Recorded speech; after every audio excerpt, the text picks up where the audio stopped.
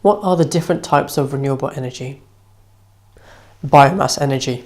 Living plants and decaying vegetable matter comprise the greatest bulk of the Earth's biomass. Biofuel is the part of the biomass that can be converted into energy. At its simplest, this involves burning fuel wood, dung and crop residues for cooking in less developed countries. But this is quite inefficient. Modern techniques involve gasifying the biomass and burning the gas released. In more developed countries, biofuels also include the methane that is harvested from landfill sites and municipal waste.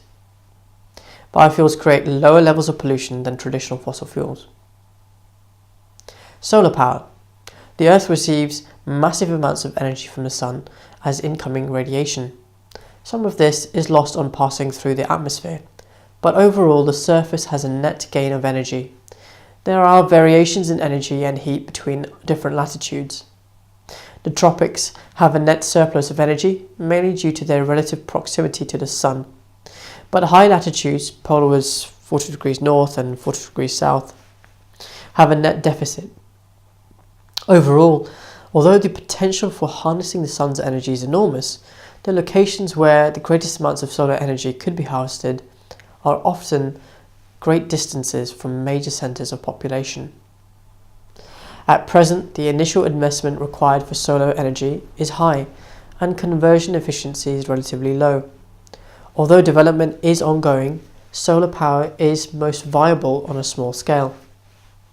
Many households living in the sunny Mediterranean climates use solar roof panels to heat their water and homes, and large-scale solar power stations have been built in California and Spain. However, in the United Kingdom, sunshine is less reliable and the potential for large-scale development of this power source is limited under current levels of technology. Wind energy.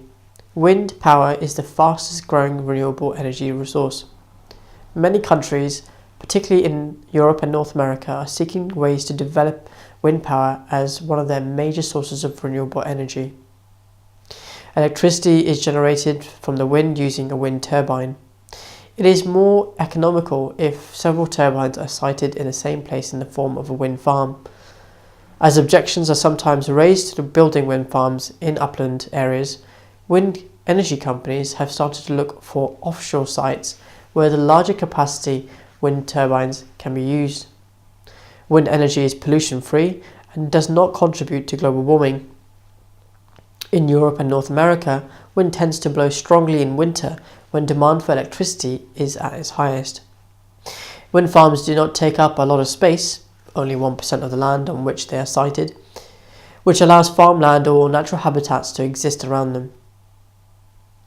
Electricity generation by wind energy is becoming increasingly competitive with coal-fired power stations and is cheaper than nuclear fuel.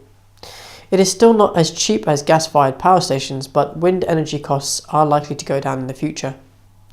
Supporters of wind energy maintain that it represents an excellent example of sustainability.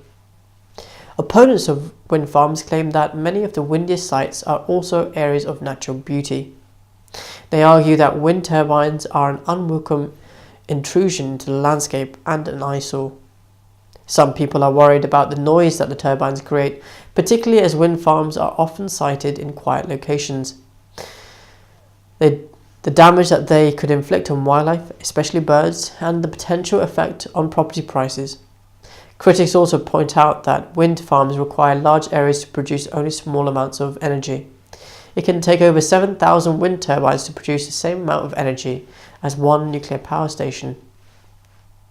If wind energy is to be viable, a lot of wind turbines will have to be built.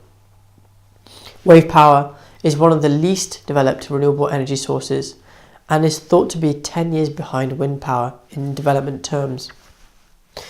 Although offshore devices have tremendous potential in terms of the amount of electricity that could be generated, at present they are too expensive to implement on a large scale. In addition, the development of such schemes could create negative environmental changes in tidal basins. A number of small-scale schemes have been developed in the United Kingdom, including Pelamis device off the Orkney Islands and Limpet off the island of Islay, Scotland. Tidal Energy. This renewable source of energy uses movement of the tides to create power.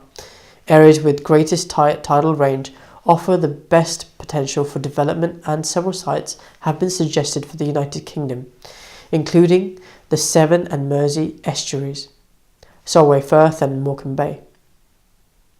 Schemes with reversible blades could harness the power of both incoming and outgoing tides. The major drawback of tidal power is cost, in both economic and environmental terms, and this might explain why few sites are in operation. A tidal barrage has been built across the estuary of the river Rani, close to Saint-Malo in Brittany, France, and another large-scale scheme, which began generating electricity in 1984, exists in Nova Scotia, Canada, in the Bay of Fundy. The arguments for tidal power include: it is renewable, it's reliable and predictable, its large size. The projected Severn barrage would provide the same energy as 5 nuclear power stations. It's not polluting. It benefits the estuary as erosion rates are reduced behind the barrage. The arguments against include flooding of wetlands bordering estuaries, often the home of many species of migrating birds, is damaging. It could have an adverse effect on spawning fish, such as salmon. Construction costs are extremely high. Geothermal power is derived from hot rocks beneath the surface of the earth. Although it is a renewable source of energy with tremendous potential for energy generation in the future, geothermal power is not an entirely clean resource, as pollutants such as hydrogen sulfide are present in the steam and heated water. At present, most large-scale geothermal power stations operate on the steam that naturally occurs in geysers and hot springs. Steam can also be created artificially. Cold water is pumped down boreholes, where it becomes heated by contact with hot underlying rocks and turns them to steam. This steam then returns to the surface and is used to generate electricity.